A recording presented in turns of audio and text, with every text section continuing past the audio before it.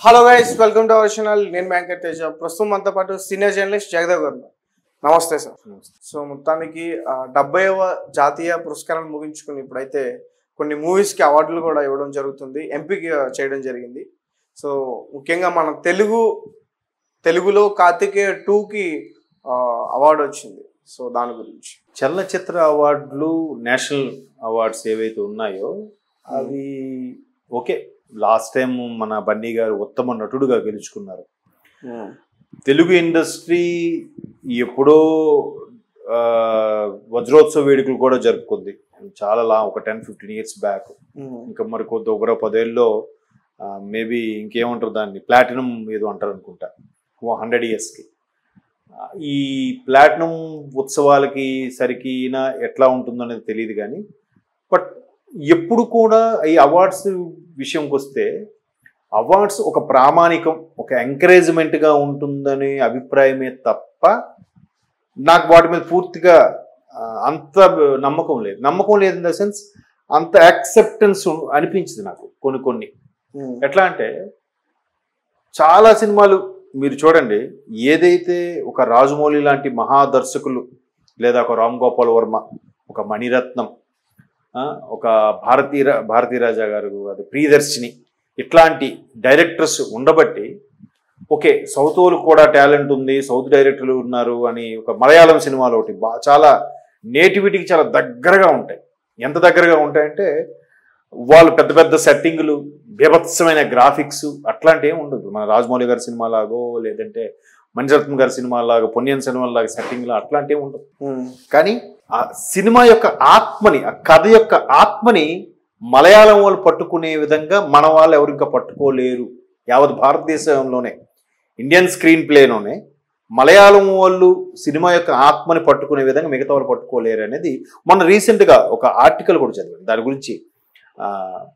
మెంజిబుల్ boys, Hyderabad loves in Hyderabad something ఏదో వచ్చింది, lovers. అట్లాంటి సినిమాలు చిన్న చిన్న కాన్సెప్ట్ తోనే సూపర్ హిట్లు కొట్టాయి. ఆ తర్వాత గోట్ లైఫ్, పృథ్వీ గారు, ఆయన కథ రాస్తాడు, స్క్రీన్ ప్లే బాగుంటుంది, ఆయన డైరెక్షన్, యాక్టరు, ప్రొడ్యూసరు. మలయాళం సినిమాకి one of the producer chamber లో something actor council something member, అన్ని రకాలుగా ఆయన చాలా ఆల్రౌండర్ అనమాట. పృథ్వీరాజ్ ఇది ఆయన పేరు. సో అట్లాంటి వాళ్ళు ఎక్కువగా ఆ ఇండస్ట్రీలో ఉన్నారు. బట్ మొదట్లో కూడా మనం ఎక్కువగా ఇండియన్ స్క్రీన్ మీద చూస్తే వెస్ట్ బెంగాల్ సంబంధించి కానీ, మలయాళం సంబంధించి కానీ ఎక్కువ అవార్డులు ఉంటాయి సౌత్కి వస్తే. ఇంకా నార్త్వే మిగతావి తెలుగువి చాలా ఉన్నా కూడా నాకు ఇప్పటికీ నచ్చింది ఏంటంటే, జ్యూరీ ఎవరైతే ఉంటారో మెంబర్స్ వాళ్ళు కూడా తెలుగు సినిమాలు, సౌత్ సినిమాలు సరిగ్గా చూడరేమో, చూసినా వాళ్ళకి అర్థం కాదు. కాబట్టి భాష అర్థం కానప్పుడు ఎమోషన్ సరిగ్గా క్యారీ అవ్వదని నా అభిప్రాయం. ఇప్పుడు ఎందుకు అంటున్నానంటే, మీకు తెలుగు భాష చక్కగా వస్తే మీరు మిగతా భాషలు కూడా ఈజీగా నేర్చుకోగలుగుతారు. మిగతా భాషల్లో ఉన్న ఇంగ్లీష్ బుక్ చదివారు అనుకోండి, ఆ బుక్లో భావము ఏ రాసాడరా రైటర్, మీకు ఎలా అర్థం అవుద్ది, దాన్ని మీ తెలుగులోకి అన్వయించుకొని మీరు అర్థం చేసుకుంటారు. అక్కడ హార్ట్ ఆఫ్ ది బాటమ్ అనేది బాటమ్ ఆఫ్ ది హార్ట్ ఏదో రాస్తాడు. అంటే నా మనసాంతరాల నుంచి మిమ్మల్ని ఇష్టపడుతున్నాను ఏదో భావం. అది మన తెలుగులో అక్కడ హార్ట్ అంటే గుండెనే కాదు, మనసు అని అర్థం, సందర్భం బట్టి. సో అది తెలుగు నేటివిటీలోకి అర్థం చేసుకోగలిగితేనే ఆ భావం అనేది క్యాచీ అవుతుంది. సో అలాంటప్పుడు భాష రానప్పుడు, జ్యూరీలో మన సౌత్ నుంచి ఎక్కువగా మెంబర్స్ లేనప్పుడు, నార్త్లోనే అందరూ ఉన్నప్పుడు సౌత్ సినిమాలకు ఎందుకు వస్తాయి అవార్డు? రావు. ఎవరు ఎంతసేపు మీరు నమ్ముతారో లేదో, సైఫ్ అలీ ఖాన్ గారికి పద్మశ్రీ, ఆయన బ్యాడ్ యాక్టర్ అని కాదు నా ఉద్దేశం, అంతకన్నా గొప్ప యాక్టర్ మన దగ్గర లేరా? ఎంతమందికి వచ్చే పద్మశ్రీలు? ప్రియాంక చోప్రా గారికి పద్మశ్రీ, కొత్త వాళ్ళకు కూడా, ఇంకా లేటెస్ట్ కూడా ఉండుండొచ్చు. మరి అంతకన్నా గొప్ప నటులు మన తెలుగులో లేరా? ఎంతమందికి వచ్చింది చెప్పండి? ఇప్పుడు ఇండియన్ సినిమా అయ్యింది కాబట్టి, సోషల్ మీడియా విస్తృతంగా ఉంది కాబట్టి వీళ్ళందరికీ అవార్డ్స్ వస్తున్నాయి. లేకపోతే ఎలా వస్తాయి? ఇప్పుడు ఈవెన్ ఉత్తమ చిత్రం బాహుబలికి ఇచ్చారండి కదా, బాహుబలికి ఇచ్చారు అప్పుడు ఆ ఇయర్లో, ఒప్పుకుంటాను. కానీ అది 14-15లోనే వచ్చింది కదా బాహుబలి. ఇచ్చినప్పుడు మరి బాహుబలి అనేది సగం కదే, పార్ట్ 1 అనేది కదా. అసలు బాహుబలిని కట్టప్ప ఎందుకు చంపాడు అనేది క్వశ్చన్ మార్క్తో ఆపేశాడు అక్కడ. ఒక పార్ట్ పూర్తి అవ్వకుండా అదే సూపర్ హిట్ సినిమా, అది మంచి సినిమా అని ఎలాగ డిసైడ్ చేశారు జ్యూరీ వాళ్ళు? అంటే ప్రేక్షకుల ఆదరణ బట్టే, వేరే సినిమాలు లేవనే, లేదా ఏమో ఈ సినిమాకి ఇవ్వకపోతే మన జ్యూరీ మీద నమ్మకం పోతుందనే? టేకింగ్ బాగుంది అనుకోవచ్చు. అంటే నాకు చెప్పి ఒక పెద్ద ఆయన నాకేం చెప్పారంటే, మీరు అనేది కరెక్టే, ఆ సంవత్సరం అంత బాగా ఉర్రుతొలగించిన సినిమా కానీ అంత బాగా జనాల్లోకి వెళ్ళిపోయిన సినిమా ఇంకేది లేదు పాన్ ఇండియాలో. అంటే ప్రతి ఒక్క నోరులో అసలు కట్టప్ప ఎందుకు బాహుబలి చంపాడు, వై కిల్డ్ కట్టప్ప అనే కదా. ఈవెన్ మోదీ గారిని ప్రభాస్ గారు కృష్ణరాజు గారు కలవడానికి వెళ్ళినప్పుడు కూడా కట్టప్ప బాహుబలిని ఎందుకు చంపాడని అడిగారట మోదీ గారు నవ్వుకుంటూ సరదాగా. అంటే అంతగా జనంలోకి వెళ్ళిపోయింది కాబట్టి ఓకే ఇవ్వచ్చు. కానీ చాలా మంది చెప్పేదంటే జ్యూరీ మెంబర్స్ ఎలా ఉంటారంటే, ఒక కథని కన్వే చేసేటప్పుడు ఎట్లా ఎత్తుకున్నారు, ఎక్కడ ముగించారు అనేది అవన్నీ మొత్తం అందులో ఉంటేనే దానికి ఉత్తమ చిత్రంగా ఇవ్వాలంట. వాళ్ళకి కొన్ని రూల్స్ ఉంటాయట. ఇందులో వాస్తవం ఎంతో నాకు అలా రూల్స్ పెట్టే కదా ఆస్కార్ లో చాలా ఫిల్మ్స్ పోయింటాయి. ఇప్పుడు అక్కడ పాట ఎందుకు పెట్టారు, వాళ్ళకి పాటలతో సంబంధం లేదు ఆస్కార్ లో. లేదా అక్కడ క్లైమాక్స్ అలాగెందుకు ఉంది, దాని ఫినిషింగ్ ఇవ్వలేదేంటి, అలాంటివి కూడా మీరు అన్నట్టు ఆస్కార్ లో కొన్ని పోయాయి. సో అట్లాంటి నేపథ్యంలో దీన్ని ఎలా ఇచ్చారంటే, అక్కడ ఉన్న పరిస్థితులు ఏమో జ్యూరీ మెంబర్స్ అమ్మో దీనికి ఇవ్వకపోతే మమ్మల్ని ఏమనుకుంటారో, నార్త్ సౌత్ వేరియేషన్ అనుకుంటారేమో అనుకున్న అయ్యిండొచ్చు. ఇప్పుడు ఢిల్లీలో పిఎంఓ ఆఫీస్ ఉందండి, ప్రధానమంత్రి ఆఫీసు. అందులో మ్యాక్సిమం సౌత్లో ఎంతమంది ఉంటారు చెప్పండి? ఎవరు ఉండరు, చాలా రేర్ ఉంటారు. ఇటు నుంచి వెళ్ళి స్థిరపడినోడు ఎక్కడో ఉంటే ఉండొచ్చు, లేదా బాగా పెద్ద జాబ్ కొట్టినోడు ఉంటే ఉండొచ్చు. అందరూ నార్త్ వాళ్ళే ఉంటారు, ఎందుకో వాళ్ళకి దగ్గరలో ఉంది కాబట్టి వాళ్ళే జాబ్ కొడతారు. మరి అక్కడ సమానత్వం ఎక్కడ ఉంది? ప్రధానమంత్రి ఆఫీసులు దేశంలో 29 రాష్ట్రాలకు సంబంధించిన వాళ్ళు ఉండాలి, అందరూ ఉండరుగా. నెక్స్ట్ భాష అంటే ఒక హిందీయేనా, మిగతా భాషలు కావా?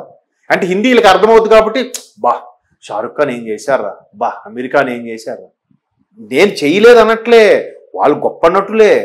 మన తెలుగులో లేరా? తెలుగులో ఉన్నారా లేరా? ఉన్నారు. చిన్న ఎగ్జాంపుల్ చెప్తానండి, క్లోజ్ చేసి. ఇంకేది ఎక్కువైతే ఇది ఎంతసేపు మాట్లాడుకునే చర్చలు నడుస్తూనే ఉంటుంది. ఎస్ జానకి గారు నాకు తెలిసి ఇండియన్ స్క్రీన్ మీద ఇంత మిమిక్రీతో కానీ, చిన్నపిల్ల వాయిస్ కానీ, మిడిల్ ఏజ్డ్ అమ్మాయి వాయిస్ కానీ, ముస్లిం వాయిస్తో కానీ మిమిక్రీ చేసి పాడగల సత్తా ఉన్న ఏకైక సింగర్ ఎస్ జానకి గారు. ఇప్పటికి ఈ రోజు కూడా అఫ్ కోర్స్ వయసు మీద పడేవిడ అమెరికా పాడట్లేదు అనుకోండి. మరి ఆవిడకి కనీసం మొన్న అంటే ఒక 2-3 years బ్యాక్ పద్మశ్రీ ప్రకటించారు ఆవిడకి. ఆవిడ ప్రకటించడం రీజన్ సబబా కాదా? మీ అభిప్రాయం ఏంటి? రీజన్ నా అభిప్రాయంలో, అరే ఇప్పుడు ప్రకటించారు అనుకున్నా ఆవిడ వెంటనే స్టేట్మెంట్ తెలుసా, నేను ఇది తీసుకోవడం కాదు, నాకు ఇప్పుడు వచ్చిన ఈ గుర్తింపు నాకు అవసరం లేదంట ఆవిడ. నేనైతే హ్యాపీగా ఫీల్ అయ్యాను, నిజంగా చెప్తాను. నిజం అండి. ఇప్పుడా ఆవిడ ఇంకా ఏజ్ అయిపోయి పాటలు విరమించుకున్న టైంకి పద్మశ్రీ ఇస్తారా? ఇన్ని రోజులు అంటే సౌత్ లో ఉండే సాంగ్స్ కాదా, సింగర్స్ కాదా? లతా మంగేష్కర్ గారికి భారత రత్న, ఆవిడే మంచి సింగరే. అంటే హిందీ వాళ్ళని మెస్మరైజ్ చేశారు కాబట్టి, హిందీ ఎక్కువ మాట్లాడే భాష కాబట్టి వాళ్ళు మెస్మరైజ్ చేస్తేనే వాళ్ళు కళాకారుల. ఎంతవరకు న్యాయం చెప్పండి? కానీ ఇప్పుడు కార్తికేయ 2 మన తెలుగు మూవీయే కదా సార్. తెలుగు మూవీ ఉత్తమ ప్రాంతీయ చిత్రం అది. అంటే ఏంటి, తెలుగు భాషకు సంబంధించిన బెస్ట్ అవార్డు అది. తమిళనాడుకు సంబంధించి వేరే సినిమా. మీరేమంటున్నారు అంటే మొత్తం ఫిల్మ్ కాదు, బెస్ట్ ఫిల్మ్ ఆడటం. ఇండియా మొత్తం మీద ఉండే బెస్ట్ ఫిల్మ్ ఆడటం. బాహుబలి కలగొచ్చింది ఇండియా మొత్తం మీద బెస్ట్ ఫిల్మ్ బాహుబలి. అవార్డులు ఒక ప్రామాణికం మాత్రమే, ఎంకరేజ్మెంట్ వరకే గానీ నాకు నేషనల్ అవార్డ్స్ మీద ఇంప్రెషన్ లేదన్న కారణం ఇదే. మన తెలుగులో ఇప్పుడు జయసుధ గారు ఉన్నారు, ఎటువంటి యాక్ట్రెస్ ఆవిడ? ఒక గుమ్మడి పాత వాళ్ళు ఉన్నారు, ఎటువంటి యాక్ట్రెస్ వాళ్ళు? సూర్యకాంతం గారు ఉన్నారు. ఒకే రకమైన పాత్రతో గయ్యాలి గంగమ్మగానే గయ్యాలి పాత్ర ఉందంటేనే ఎవరైనా అబ్బా ఇది ఎవర్రా సూర్యకాంతంలా ఉందని అంటారా? అంటే ఒక గయ్యాలి పాత్రకి సూర్యకాంత్ పేరు రీనేమ్ అయిపోయింది, అంతగా జనాల్లోకి వెళ్ళిపోయింది ఆవిడ. మరి ఆవిడకి ప్రభుత్వం ఇంతవరకు గుర్తించిందా? ఏమి ఇవ్వాలి ఆవిడకి? ఇచ్చారు ఎవరైనా? ఎందుకు ఇవ్వలేదు? అంటే తెలుగు భాషకి, తెలుగు ఎవరికి రాదు, ఇది ఏం చూస్తారు? ఏంటి నార్త్ లో సౌత్ వాళ్ళకి పెద్ద వాల్యూ ఇవ్వట్లేదన్నా? ఎగ్జాక్ట్లీ. చిరంజీవి గారు కూడా అదే చెప్పారు కదా, రుద్రవేణకి ఉత్తమ ప్రాంతీయ చిత్రం, సేమ్ ఇదే ఉత్తమ ప్రాంతీయ చిత్రం ఆ సంవత్సరం రుద్రవేణ సినిమాకి వచ్చింది. ఇది కూడా నాకు ఎలా తెలిసిందంటే, మన చిన్నప్పుడు నా చిన్నప్పుడు నేషనల్ టీవీ ఛానల్లో ప్రతి ఆదివారం మధ్యాహ్నం ఉత్తమ ప్రాంతీయ చిత్రం టెలికాస్ట్ అయ్యేది.